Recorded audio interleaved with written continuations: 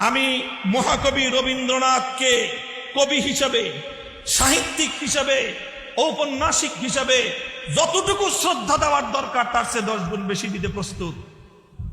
কিন্তু যিনি রবীন্দ্রনাথ ঠাকুর এই বাংলাদেশের স্বাধীনতার বিরুদ্ধে ষড়যন্ত্র করেছিলেন, যেই রবীন্দ্রনাথ ঠাকুর এই ঢাকা বিশ্ববিদ্যালয় প্রতিষ্ঠার বিরোধিতা করেছিলেন, সেই রবীন্দ্রনাথ ঠাকুর ঢাকাকে কেন্দ্র করে 100 বছরের অবহেলিত পূর্ববঙ্গের মানুষের উন্নতিকে হিংসার আগুন দিয়ে জ্বালিয়ে পুড়িয়ে ছারখার করে দিতে চেয়েছিলেন, সেই রবীন্দ্রনাথ ঠাকুরের সাম্প্রদায়িকতাকে আমি সমর্থন করতে প্রস্তুত না। মুহতারাম হাজিরিন, কথাগুলো বলছি ইতিহাসের পাতা থেকে, কেউ রাগ করলে আমি সরি, আমি দুঃখিত। সত্য কথাগুলো আজকে আমাকে বলতে হবে।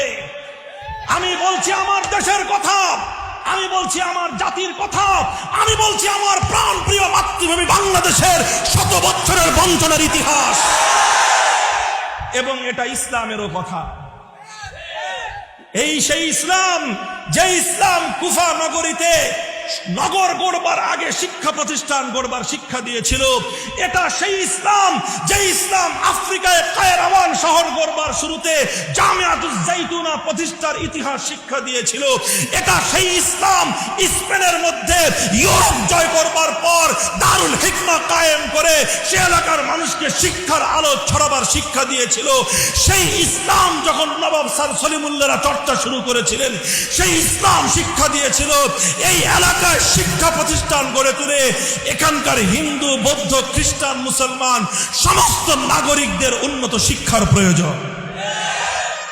এজন্যই নিজের বাপের আমলের পাওয়া জমি, ব্যক্তিগত জমি ওয়াকফ করে 100 একর জমি দিয়েছিলেন নবাব স্যার সলিমুল্লাহ।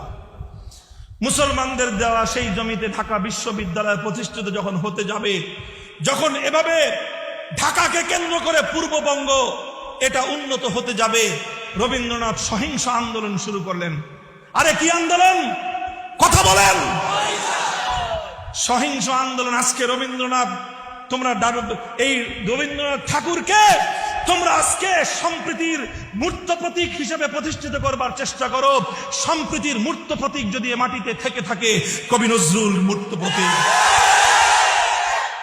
কবি নজরুল এজন্যই জাতীয় কবির মর্যাদা পেয়েছেন।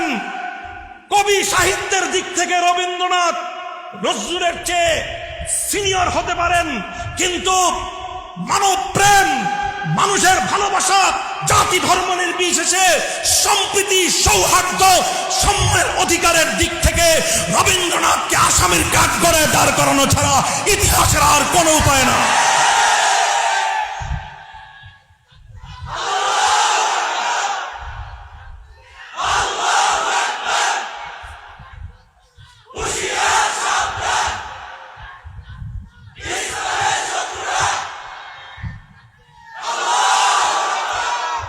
বঙ্গভঙ্গ রদের নামে সহিংস আন্দোলন করল। ইতিহাস বলে এই আন্দোলন ছিল সাম্প্রদায়িক এবং সহিংস। শব্দটা মুখস্থ রাখেন। কি আন্দোলন? সহিংস মানে বুঝেন, মানে জঙ্গিবাদী আন্দোলন। সহিংস মানে হলো জঙ্গিবাদী আন্দোলন। সহিংস মানে হলো মানুষ হত্যার আন্দোলন। ওরা এই সহিংসতার মধ্য দিয়ে জ্বালাও পোড়াও ছারখার করে এই বাংলার উন্নতিকে ওরা ঠেকিয়ে দিল। 1912 সালে বঙ্গভঙ্গ রদ হয়ে গেল। এই রবীন্দ্রনাথ সহ উগ্র সাম্প্রদায়িক হিন্দু গোষ্ঠী, যারা পরবর্তীতে বাবরি মসজিদ শহীদ করেছে, যাদের পরবর্তী উত্তরসূরি, যারা এই নরেন্দ্র মোদীর নেতৃত্বে গুজরাটে কসাই হিসেবে লক্ষ লক্ষ বনি আদমের রক্ত দিয়ে তারা হাত রঞ্জিত করেছে, যেই গুজরাটের কসাই নরেন্দ্র মোদীর নেতৃত্বে আজকে কাশ্মীরে গণহত্যা চলছে, এটা এদের নতুন ইতিহাস নয়। আমি আবার বলছি, ইন্ডিয়ার সমস্ত হিন্দুরা সাম্প্রদায়িক নয়, তবে রবীন্দ্রনাথদের উত্তরসূরি নরেন্দ্র মোদী এখনো আছে।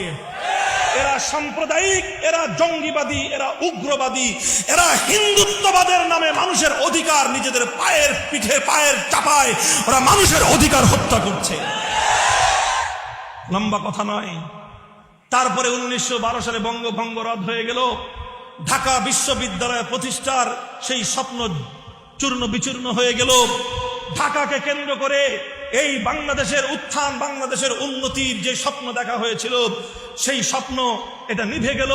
বহু মানুষের হৃদয়ে হাহাকার তৈরি হলো। এদেশের মুসলমানদের নেতৃবৃন্দ রাতের অন্ধকারে আল্লাহর দরবারে ফরিয়াদ করতেন, চোখের পানি ছেড়ে দিয়ে তারা এই দেশের, এই বাংলাদেশের মানুষের অধিকার আল্লাহর কাছ থেকে তারা চাইতেন।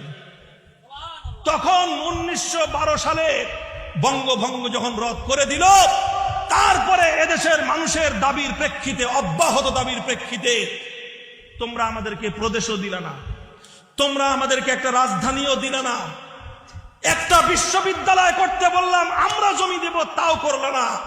যে কোনো একটা দাবি যদি না মানো তাহলে আমরা তোমাদের আনুগত্য করব কেন? এই কথার প্রেক্ষিতে এসে 1920 সালে ব্রিটিশ গভর্নমেন্ট সিদ্ধান্ত নিল যে ঠিক আছে, অন্তত তোমাদের একটা দাবি পূরণ করি, ঢাকা বিশ্ববিদ্যালয় প্রতিষ্ঠা করে দিলাম। এই ছিল ঢাকা বিশ্ববিদ্যালয়ের প্রতিষ্ঠার ইতিহাস। ঢাকা বিশ্ববিদ্যালয়ের প্রতিষ্ঠার ইতিহাসের যদি আজ বিচার করা হয়, বাংলাদেশের সেই সময়কার উত্থানের যদি আজকে মানবতা বিরোধী যদি ট্রাইব্যুনাল গঠন করে বিচার করা হয়, রবীন্দ্রনাথ ঠাকুর সেই বিচারের আদালতে নিঃসন্দেহাতীতভাবে অপরাধী প্রমাণিত হবে। এবং সেই ইতিহাসে নবাব স্যার সলিমুল্লাহরা ইতিহাসের কিংবদন্তি মহানায়কের মর্যাদা পাবেন। আজ দুঃখ লাগে, আজ কলিজাটা ফেটে যেতে চায়। আজ ঢাকা বিশ্ববিদ্যালয়, যেটাকে একসময় বলা হতো প্রাচ্যের অক্সফোর্ড, গোটা পৃথিবীতে ঢাকা বিশ্ববিদ্যালয়ের সুনাম ছিল শিক্ষার দিক থেকে, পরিবেশের দিক থেকে, জ্ঞান চর্চার দিক থেকে, সভ্যতার দিক থেকে, ধর্ম কর্ম আচার অনুষ্ঠানের দিক থেকে এবং সাম্প্রদায়িক সম্প্রীতির দিক থেকে। মুহতারাম হাজিরিন, এরপর কি হলো? 1920 সালে ঢাকা বিশ্ববিদ্যালয় হলো, আর সামনে সামনে অগ্রসর হলো। আজকে এই ঢাকা বিশ্ববিদ্যালয়ে এখন আর ওনারা নবাব স্যার সলিমুল্লাহরে চিনেন না। এখন নবাব স্যার সলিমুল্লাহর জন্ম দিবস কবে, মৃত্যু দিবস কবে, নবাব স্যার সলিমুল্লাহর জীবনের ইতিহাস কি, ঢাকা বিশ্ববিদ্যালয় প্রতিষ্ঠার ক্ষেত্রে নবাব স্যার সলিমুল্লাহর অবদান কি, এগুলো ওনাদের আলোচনায় আসে না। ওনারা আলোচনা করেন রবীন্দ্রসঙ্গীত নিয়ে, ওনাদের আলোচনার বিষয় হলো রবীন্দ্র সাহিত্য, ওনাদের আলোচনার বিষয় হলো রবীন্দ্র বাবা ঠাকুর।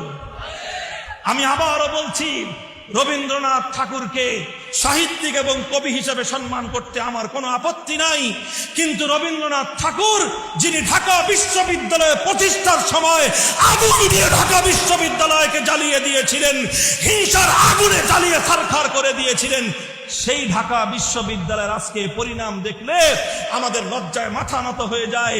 নিজের বাপ সলিমুল্লাহরে বাপ ডাকতে লজ্জা লাগে, আরেকজনের বাপ রবীন্দ্রনাথকে বাবা ডাকতে তাদের আনন্দ লাগে। আরে ভাই, এটা গাদ্দারির ইতিহাস।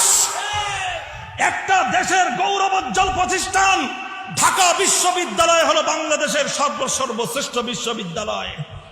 যতগুলো প্রাইভেট এবং যতগুলো পাবলিক বিশ্ববিদ্যালয় আছে, এর মধ্যে ঢাকা বিশ্ববিদ্যালয় হলো বাংলাদেশের 1 নম্বর বিশ্ববিদ্যালয়। কথা ঠিক না বেঠিক? আমরা বিশ্ববিদ্যালয়ে, ঢাকা বিশ্ববিদ্যালয়ের ইতিহাস স্মরণ করি, সেই সময়ের ইতিহাস আমরা আজও স্মরণ করি এবং আমরা বলি, ঢাকা বিশ্ববিদ্যালয় যদি সেদিন প্রতিষ্ঠিত না হতো, তাহলে এই ঢাকাকে কেন্দ্র করে এই গোটা বাংলা অঞ্চলের, বাংলাদেশের মানুষের যে উত্থান ঘটেছে, সে কারণে 1947 সালে শেরে বাংলা সোহরাওয়ার্দী বঙ্গবন্ধুরা তারা কলকাতার অধীনস্থতায় যাননি, তারা বলেছেন আলাদা মুসলিম রাষ্ট্র আমরা চাই।